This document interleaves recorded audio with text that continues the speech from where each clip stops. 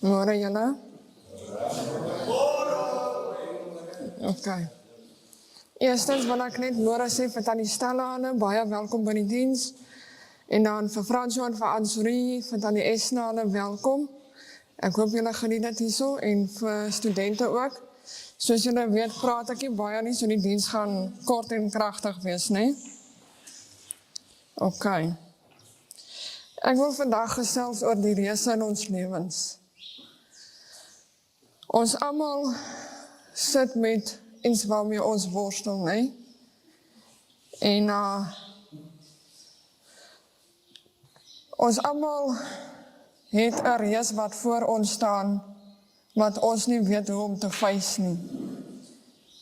En op 'n stadium het ons maar almal drome in ons lewens, en ek het nou nog steeds 'n droom in my lewe. My grootste droom is om kinders te bedien in die kinderhuis, wat nie die voorreg het om hulle ouers te sien, of nie eers weet waar hulle ouers is nie, en ek is seker daarvan, baie van die kindertjies weet nie eens, hulle weet nie eens seker wie Jesus is nie. En ons hierso op binnekant is eintlik so voorreg, ons het die voorreg om van Jesus te kan leer. En iemand het nou die dag vir my in die week gesê, en ek wil begin met dit: is jy 'n Dawid wat Goliat gaan verslaan, of verslaan jy vir Goliat? Soms is jou probleem maar klein wat voor jou staan, maar in werklikheid is hy so groot, jy weet nie wat om te doen nie. En so kom baie kere sal mense sê, sit jou probleme by Jesus se voete, né? En dan is ons nou maar net,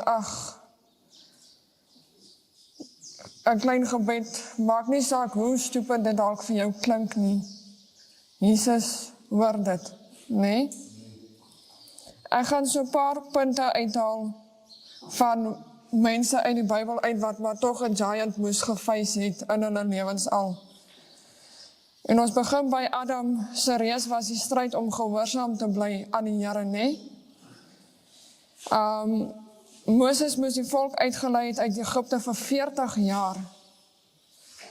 En vir 40 jaar het hulle deur die woestyn gegaan. Abraham se reës was geduld om te wag op God se beloftes. Nou baie kere sal ons bid vir geduld, en ons sal bid vir geduld, en dan voel dit asof hier so 'n paar studente is wat maar jou geduld toets, en baie van julle weet nou al hoe my geduld is met sommige. Noag se was om 'n opdrag uit te voer wat nie sin gemaak het nie. Hy moes 'n skip bou wat ondenkbaar groot was. Jesus se reës was die kruis. Sy woorde was gewees, Jesus het gesê, as dit U wil is, laat die beker verby my gaan. Thomas se was sy ongeloof. Nou my vraag aan jou is, wat se reës staan vandag voor jou? Gaan jy hom verslaan? Of gaan jy dat hy jou verslaan? Kom ons kyk hoe het Dawid sy reëse verslaan in die Bybel. Ek het hier so 'n paar punte neergesit. Moenie die reës ignoreer nie, pak hom aan. En ek dink dit is waar my grootste fout is, ek ignore dit baie keer. Trek die wapenrusting aan wat God vir jou ontwerp het. Ken jou vermoëns en die innerlike krag wat die Here jou gegee het. Weet dat jy roekeloos op die Here kan vertrou. Nou baie kere dan sal ons in 'n situasie kom, en dan is ons nou maar geneig om te sê, laat dit maar wees soos wat dit is. Hoekom kan ons nie ons probleme vir die Here gee, en dit by sy voete neersit en sê, Here, hier is ek, help my. Maar van ons is dit trots, en ek praat insluitend van myself. Kyk terug na die verlede en sien die lyke van jou vorige reëse raak, en weet dat jy juist daarom op die Here kan vertrou. Leer uit jou verlede uit. En ek dink baie van ons sukkel daarmee om uit ons verlede uit te leer, want hoekom? Van ons het die neiging om aan daai klein verledetjie vas te hou. En ons troetel hom, en ons gee hom aandag, en op die ou einde van die dag, weet ons nie wat om te maak nie. En weer eens, ek praat vir myself hierso, want party dae dan voel ek so moedeloos, dat ek net sê, ag, kom wat wil. En dit is nie hoe ons gesindheid moet wees nie, nee? Maak klaar met elke verslaane reus. Moenie reëse gaan skep wat nie daar is nie. Verslaan net die wat op jou pad kom. Oefen jouself in 'n stiltyd in om gereed te wees as die volgende reus kom. Nou doen ons dit? Of doen ons dit nie? Moenie ou reëse in die sloot grou nie. Fokus op Jesus en nie die storm nie. Nou baie kere van ons sal fokus op die storm en dan sal ons heel vergeet van Jesus, nee. In 1 Samuel 17 vers 37 tot 51. Dat ek net gou myne kry. Sorry, ek het nou nie my brille hier so op vandag nie, so julle gaan nou maar net 'n bietjie moed geduldig wees. O, Jessie. Vers 51, nee. Is almal daar so?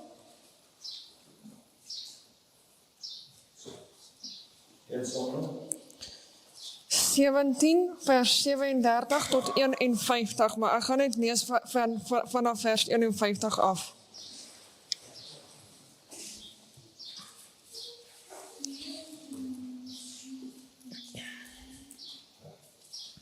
Toe het Dawid gehardloop, by die Filistyn gaan staan, sy swaard gevat, dit uit die skede getrek en van die kant gemaak.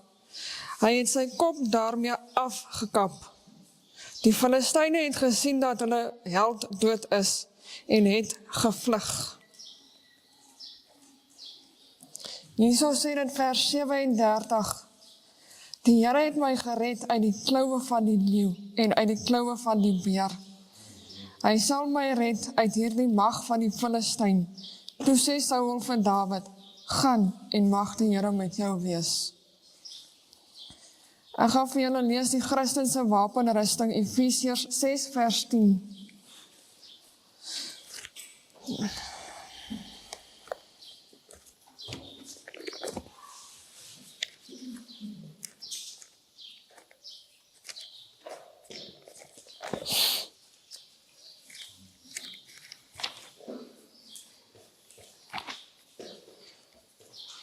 Waar is dit nou?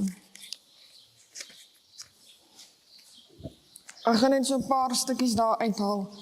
Dit is die waarheid, vryspraak, geloof, verlossing en die woord van God. Nou soos wat ek voorheen gesê het, ons almal het al drome in ons lewens gehad, nee? En ons het nou nog steeds. Baie van ons drome word natuurlik nie waar nie. Want hoekom? Ons wil ons drome op ons eie hanteer en dit nie op 'n goddelike manier nie. Maar sommige drome word deur God in ons harte geplaas omdat ons daardeur sy koninkryk sal bou en hom sal eer. Daar's 'n spreekwoord wat sê imagination is more important than knowledge. In 1 Samuel 16 en 17 sien ons 'n persoon wat drome gehad het.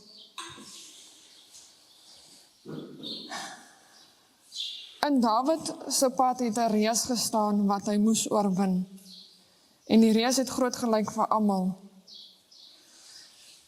Dit was algemeen in daardie tyd dat een weermag die ander weermag uitgedaag het met hulle beste vegter en dat En dan is die oorlog se uitkoms bepaal deur die geveg van hierdie twee beste vegters.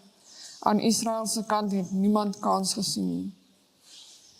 Tot op 'n dag wat Dawid 'n reus moes oorwin, maar voor hy by die reus kon uitkom, was daar eers 4 ander reuse ook in sy lewe gewees, wat hy self moes oorwin het. En elke een van ons moes eers hierdie 4 reuse in ons lewe oorwin, voordat ons drome, of dalk eerder God se drome, vir ons kan waar word. Die eerste reus vir jou drome is vertragings. Met ander woorde, dit beteken delay, nee? Geen droom word vinnig waar nie. Ten minste nie die drome wat die moeite werd is nie. In meeste gevalle neem dit jare voordat goddelike drome waar word, en hierdie vertragings laat ons opgee en laat ons twyfel of die Here werklik die drome gegee het. In Dawid se geval was dit sy pa wat hom teruggehou het van sy droom, nee? Nadat Samuel vir Dawid as koning gesalf het, het sy pa hom net weer na die skape toe teruggestuur om op te pas. Nou, Dawid was 'n skaapwagter gewees. Daar was 'n lang tyd wat verbygegaan het en sy pa het hom teruggehou. Dan gaan mense wees wat jou goddelike droom gaan terughou. En soms is hulle wat ons die meeste terughou, die mense waarvoor ons die liefste is. As God se plan iemand anders se plan vir jou weerspraak, dan gaan daar 'n vertraging wees. Mense gaan jou wil terughou. Maar Dawid kom daar by sy broers aan en hy sien wat daar gebeur. Almal is bang. Goliat, die Filistyn, daag hulle uit en hy spot met hulle en met hulle God. Nommer 2. Die tweede reus wat jou droom is moedeloosheid. Goliat het 'n klimaat van vrees by die Israeliete geskep en almal was oortuig dat hulle die oorlog gaan verloor. Soms gaan niemand dink dat jy dit kan doen wat jy droom nie. In 1 Samuel 17 vers 8 tot 11. Ek is tog 'n Filistyn en julle is onderdane van Saul. Kies iemand wat 'n tweegeveg met my kan voer. As julle man daarin slaag om my dood te maak, sal ons julle slawe wees. Maar as ek hom doodmaak, sal julle ons slawe wees. Ek daag vandag die gevegsmagte van Israel uit. Stuur tog iemand om teen my te veg. Toe Saul en die Israeliete dit hoor, was hulle mismoedig en baie bang. Selfs Jesus moes hiermee deel. Jesus het verskeie broers gehad. Hulle het nie in hom geglo toe hy al die wonders gedoen het nie. Van hulle het eers begin glo nadat Jesus gesterf het en uit die dood opgestaan het, nee? Die grootte van jou God bepaal die grootte van jou drome. En jou goddelike droom moet groter as jy wees, anders is hulle maar net drome. As jy dit self kan regkry, dan is hulle nie goddelike drome nie. Jy moet voel dat jy dit nie op jou eie sal kan regkry nie. As jy 'n droom van die Here kry, wat ander mense afskiet en jy spring daarvoor, in elk geval sal jy misverstaan, geoordeel en beswadder word. Maar jy moet besluit, wat is vir jou die meeste wat saak maak? Die goedkeuring van ander of die goedkeuring van God? Loop nie, sê hy. Ek is nie daaraan gewoond nie. Daarom het hy die uitrusting uitgetrek.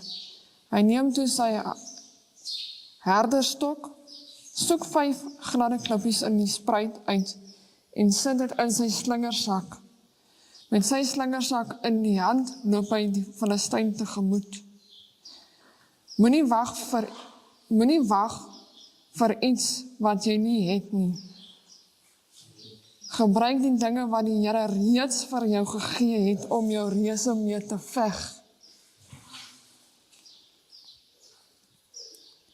Moenie wag vir jou skip om te kom nie, swem na jou skip toe. Dawid gebruik waarmee hy gemaklik was, sy slingervel en klippe. Baie mense sal vir jou sê, doen dit op jou manier. Gebruik waarmee jy gemaklik is en vertroue in het. Jy is nie 'n Saul nie. If you wait for the perfect conditions, you will never get anything done. Punt 3. Ignoreer die droombrekers in jou lewe.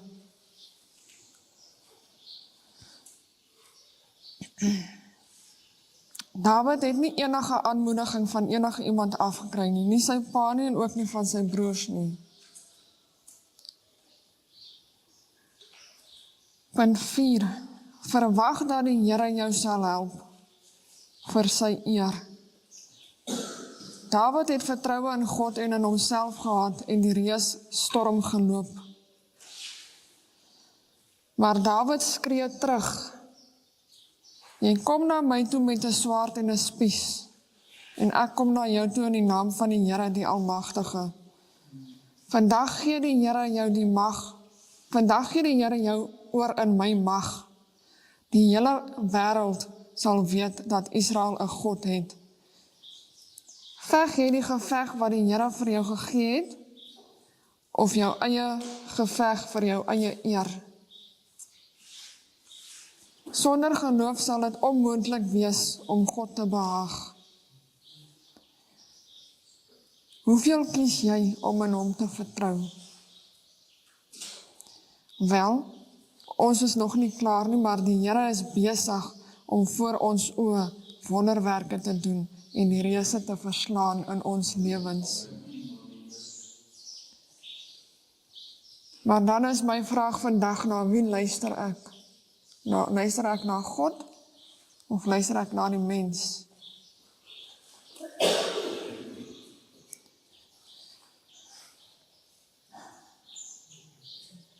En die oomblik wat ek myself weer versterk in die Here, begin my visie verander.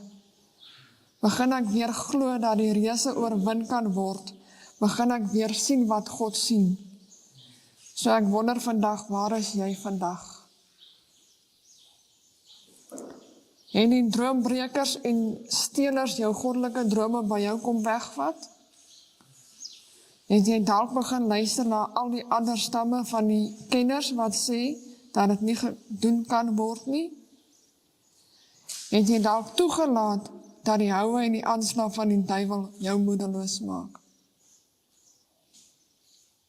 Ek is vandag hier om vir jou te sê, die Here sal jou vyande verslaan. En hy sal jou goddelike drome 'n realiteit maak. Maak as jy jouself in hom versterk en by hom gaan skuil. Dis hoekom dit belangrik is, as ons stilte tyd het, om by sy voete rustig te raak. Dan wil ek afsluit met die volgende. Moenie dat enige mens, selfs nie die persone vir wie jy die liefste is, jou terughou om God se drome vir jou lewe na te jaag nie. Moenie jou eie drome jaag nie. Hulle kan dalk waar word, maar hulle gaan jou leeg en ontevrede laat. Net God se drome vir jou sal 'n gevoel van betekenis en 'n purpose gee. Wanneer hy al die eer kry, is wanneer sy hande magtig in beweging kom. Amen. Dan wil ek vra vir oom Ottie en miskien vir François as dit reg is. As daar enige iemand wat voel hulle het gebed nodig, julle is welkom om vorentoe te kom. Ek wil dit by julle los. Maak nie saak hoe groot die reus in jou lewe dalk lyk nie. Moenie die vyand die mag gee om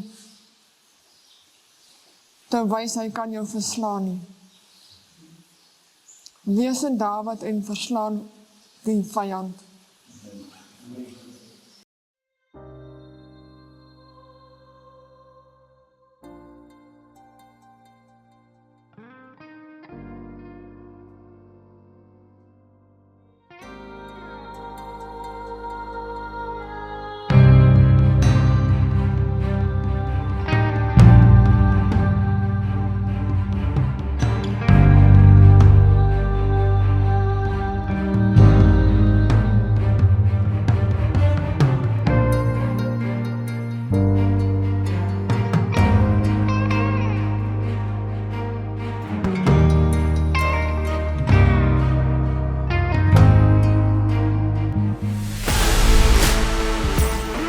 Pop en gospel is waar die tekke die teerslaan, waar ons uitgaan en vir mense wat honger is, wat verlore gaan, die evangelie bring. Feeding the nations through salvation. Maak disippels van alle nasies, raak betrokke by Pop en Gospel.